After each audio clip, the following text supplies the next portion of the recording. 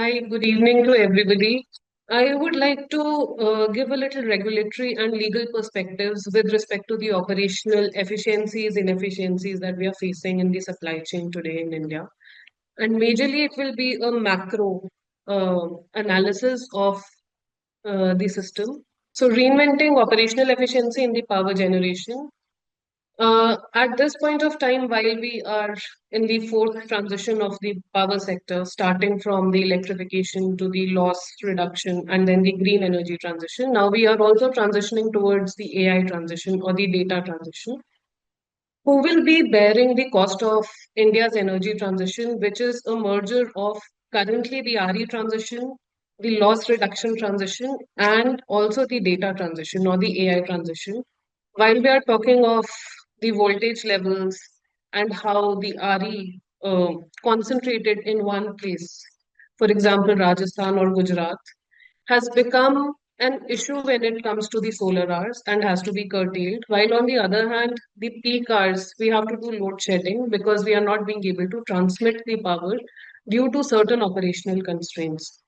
Whether we require regulatory predictability when it comes to the RE generators coming up, investing, private generators investing in the system, or do we need regulatory lenience by relaxing norms every 2 years or extending timelines? So we have already discussed this part. Most of the panelists have already mentioned by 2030 we have a target of 500 gigawatts. The installed capacity is around 280 gigawatts. Currently, the peak demand in India has reached approximately 265 to 270 in the last 2 3 days. Similarly, when we are talking of the thermal, Sir gave a detailed presentation on the thermal power plants and the impact on the thermal sector within the power sector, and how, despite having a 80% plus PLF design, we are just being able to achieve up to 28 to 50, 45, 50% of the PLF because of this RE integration, which is a vision, but maybe not that planned so well because we have an average 16 months uh, evacuation delay when we are talking of RE evacuation. So the plant for commissioning is taking about 12 to 18 months, while the transmission infrastructure is taking up to 3 to 4 years to come up because of your right of way issues or your change in law or any other issues. And the penalties then has to be faced by either the generator or the utilities, the distribution companies, which eventually comes down to the end consumer. And we will not say these are just regulatory or legal hurdles. We can, the major hurdle is the operational hurdle, or when it comes to the legal operations, or while we were talking of voltage levels that have to be maintained in the first presentation, or in the second presentation, the minimum technical limit that has to be maintained. It is the technical requirements of a plant to run in full efficiency. If we are not being able to maintain that full efficiency, technical efficiency, it creates operational hurdles technically and it creates legal implications and commercial implications on the government, on the investor, and at the end of the day, the final end consumer. So we have ambitious RE targets. Regulatory frameworks are currently lagging behind. While we are talking of battery energy storage systems, it is yet not a part of our main electricity act. Right now, we are taking the battery energy storage systems either as a generator, if it is attached to a generator, or a transmission or a distribution, wherever, whichever utility it is attached to. But if I want to individually come up with 50 gigawatts of just battery energy storage system, where will I fall? And if that is not clear, I may invest and later on face the operational hurdle of connectivity, of being of power being delivered to me, or at the end of the day, being able to sell that power as a distribution company licensee or a transmission company licensee or as a generator. So these are some legal vacuums that create operational hurdles at the commercial level, legal level, and the technical level. Then we are coming up with Shakti scheme, the Shakti policy, in which we are again promoting thermal power plants. We all know that thermal power plants is the backbone of India's power sector. How much ever renewable energy capacity we install, we will always have a PLF which will be between 18 to 40%, depending on solar or wind, or if it is hybrid, we can go up to 50. But when it is non-solar hours or non-wind hours, we have to rely on thermal. And if we are adding the battery energy storage systems as the backup, it is a cost implication on everybody. And Indian power sector is currently in a debt of 7 lakh crores.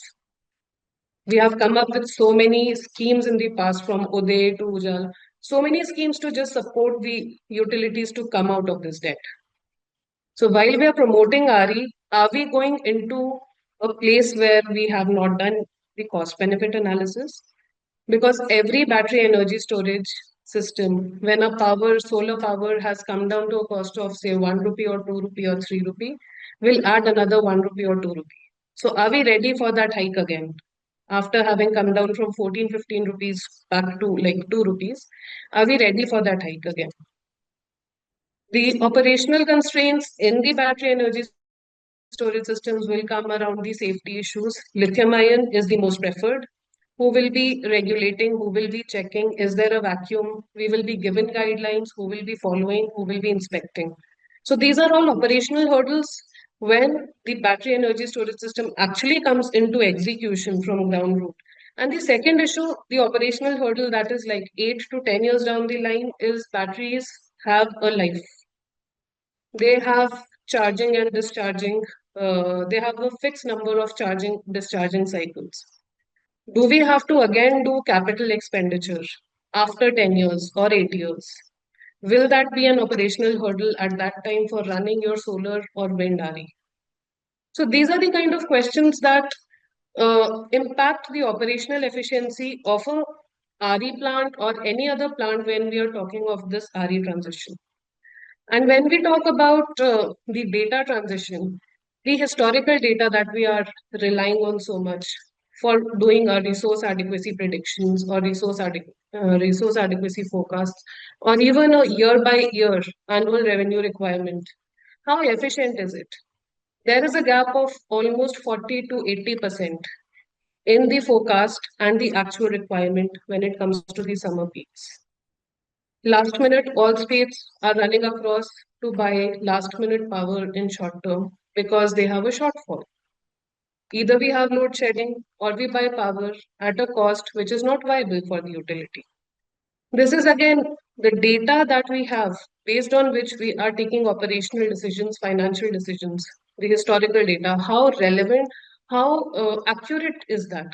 Because the power sector, as a matter of fact, is just working on normative numbers and forecasts.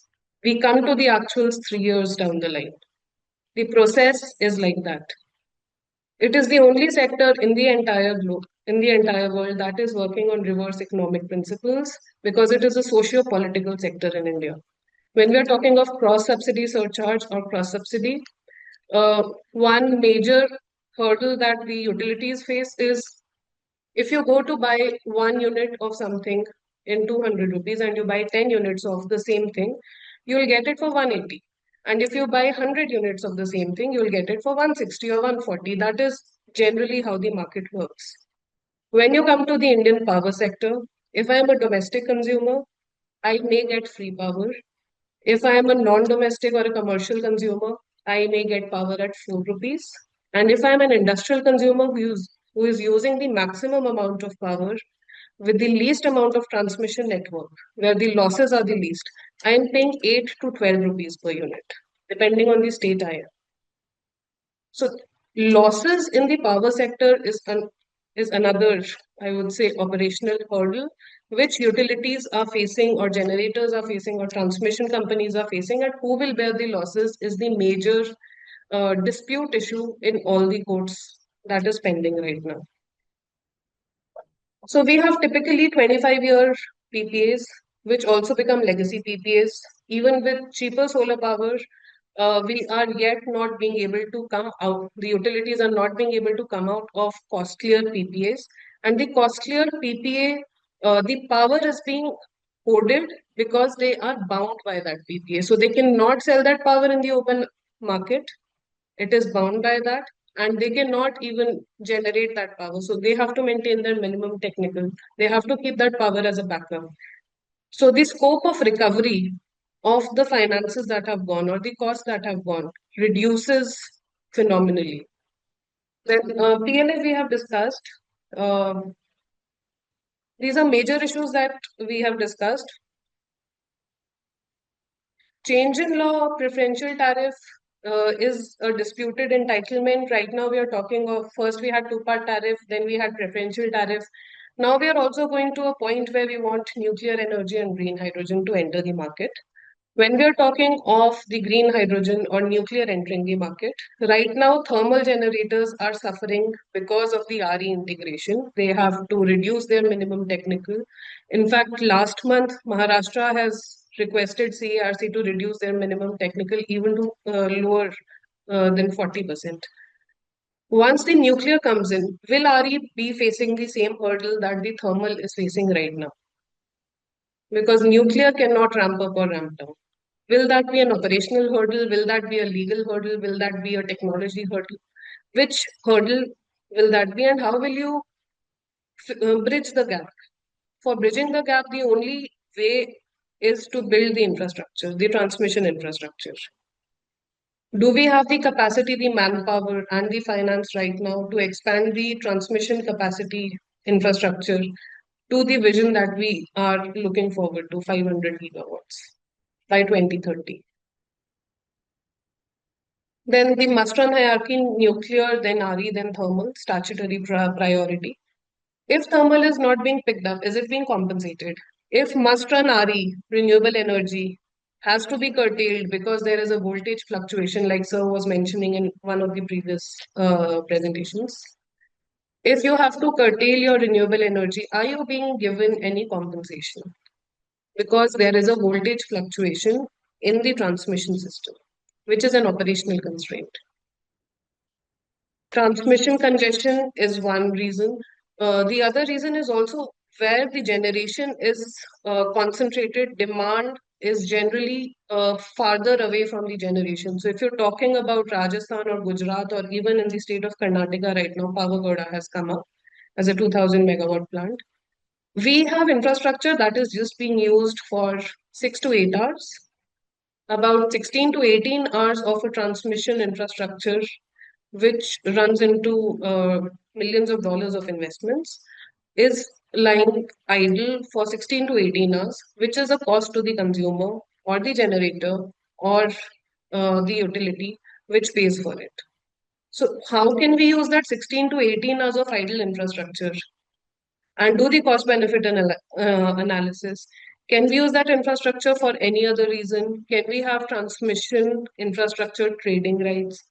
So we have a huge gap right now in where we are, where the vision is, how we are working towards the vision. It is being executed, but there is a gap in the legislation and the policy as compared to the vision and the execution. The legislation and the policy is running behind, and that is why everybody is reaching the court in a dispute. And once you reach to a court in a dispute, I'm from the legal fraternity. Tariq pe tariq is still a reality in India. So it is a matter of, I would say, crores of rupees, which affects the end consumer, which includes everybody right now on the panel, in the room, whoever is listening. It impacts each and every one of us because ultimately all costs come down through the distribution company. So whether it is an SLDC failure, whether it is an operational or heat rate compensation that goes to the thermal generator, whether it is a curtailment compensation that will go to the RE, if at all it goes, it will eventually come down to the distribution and through the distribution to the end consumer. And how do we bridge this gap where the operational efficiency, the legal readiness to be able to deal with what our vision is, and the end execution is aligned or is bridged? So, wind sites to load centers. right now, when we are coming up with, say, data centers, or we were talking about EV transition, the transportation going completely EV, are we ready for that kind of energy transition? We are going completely e-cooking, robotics is taking over.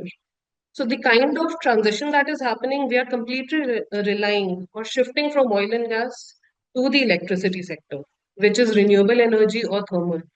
Coal costs have increased since the war is going on. So the fuel security is one major issue when we are talking of thermal, which is the backbone. If you're talking of RE, every 100 megawatts that you put or install, you get about 38 to 40 megawatts of actual generation because it runs for 6 hours or 8 hours. There's no sun 24 hours.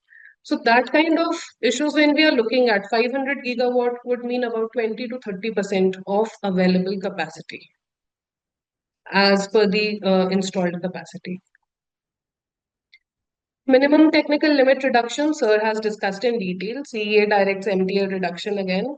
Um, the design, the boiler wear and tear, the turbine fatigue, and everything has to be taken into care because it is the operation and maintenance cost that goes to the distribution company through the tariff, comes to you and me. Heat rate degrades 8 to 15% at low load, directly contradicts the efficiency mandate that CEA has or any mandates that are there with respect to efficiency. And the same happens with the RE generator. If you're not maintaining a certain PLF or if you're not maintaining a certain generation capacity, you're penalized for that. So now RE generators have stopped giving their schedules because at the end of the day, if they're not being able to inject in the grid, because of operational constraints, they are penalized with the deviation settlement. So, do we risk the deviation settlement or do we just not give the schedule? And if it is generated, we figure out an open access consumer or open market. Shakti scheme is again the to increase the thermal capacity in India with technologically higher end plants which can ramp up, ramp down at a faster rate. But how much it will impact uh, the fuel security or how the RE will impact the Shakti scheme, despite having invested crores of rupees again in thermal expansion. Will that be compensated for by the states at this point of time? Because right now, Discoms are being told, or Discoms have a mandate to sign PPAs with the thermal power plants. These are some regulatory hurdles when it comes to open market. We have hurdles in open access. Now we have a new concept, GNA, added to the open access where you have to take capacity on the ISTS network and large generator hurdles. So right now, for example, in Haryana, if I have to take a GNA for 100 or 150 megawatts as an industry or as an industrial consumer, there are a lot of roadblocks that are coming in the process because Haryana has a shortfall. They have a limited capacity of GNA that they have taken from the center CTO. So giving 150 megawatt from their quantum is a cost to them. Temporary GNA is not an option throughout the year. So, and relinquishing your GNA is another process where your BGs and there's a financial risk. So these are all risks that come with the change in law, which is not anticipated while I'm already entering a PPA with somebody in the other state. What needs to change? Modernize PPA frameworks. Now since we are relying so much on AI and the data, maybe this is time when we can start talking about smart contracts and blockchain technology to enter the PPA market and availability and consumption, generation availability and consumption are matched through AI platforms and the grid is utilized in a more efficient manner. Legislate transmission cost allocation, user pay or the consumer socializing principle has to be taken care of. DSM reforms, how DSM is applicable on the distribution company or the generators when they are liable and when it is not their fault. For example, curtailment despite declaring their scheduled capacity because of grid congestion or any other reason, or a substation issue, a substation going down. Will the generator have to pay a liability for that DSM, or will he be compensated for what he could not inject into the grid, despite having the generation availability? Minimum technical limits compensation framework has to be made. The thermal power plants are suffering at the cost of RE integration within the system, and they always have to be as a backup, as an ancillary throughout 24 hours. Regulatory credibility, do we need to enforce, do we need to become more lenient with our timelines and the regulations, or do we need more regulatory predictability? For example, in the last 2 years, GNA regulations have come with 5 amendments. By the time one amendment is understood by the stakeholders, there's another level of amendment that comes in. That creates chaos within these stakeholders, legal departments, and by the time it is enforced, there is a new amendment. So, do we need some predictability when it comes to legislations or policies around generation setup, transmission infrastructure, distribution, operational hurdles, or setting ceilings, bars, or timelines? And then the battery energy storage system is an upcoming field. It has a scope. Everybody's coming up with options in the battery energy storage systems and bids. However, the cost of this is not just right now. It is another 8 years, 10 years that we have to reinvest in the same system. Are we ready for that? Or do we look for other alternatives which have a longer life? Or TSP, which has a longer life, even if it is taking, like Sir said, it takes about 8 years practically. How much ever we say that it will take 5 to 6 years, 8 to 9 years for building a PSP from scratch, if it is already not a run of river project. In that case, that is a more durable option which can be accessed at any time, has lesser safety risks once the R&R is done. The bottom line is India cannot build a 500 gigawatt renewable future without a regulatory foundation, be it operations, be it finance, be it commercial, be it legal. It has to be in sync. Every emission deadline extension is a subsidy to non-compliant operators. And it is paid for those who are religiously complying with all the regulations that come, because every compliance is also a cost incurred. And every non-compliance is also a cost as penalty.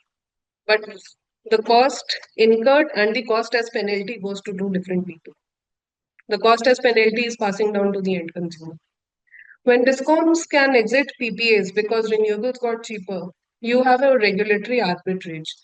And do we actually have uh, an open market when we are talking of the market? So, if we are talking of an open market, do we need to remove this regulatory arbitrage that comes with this?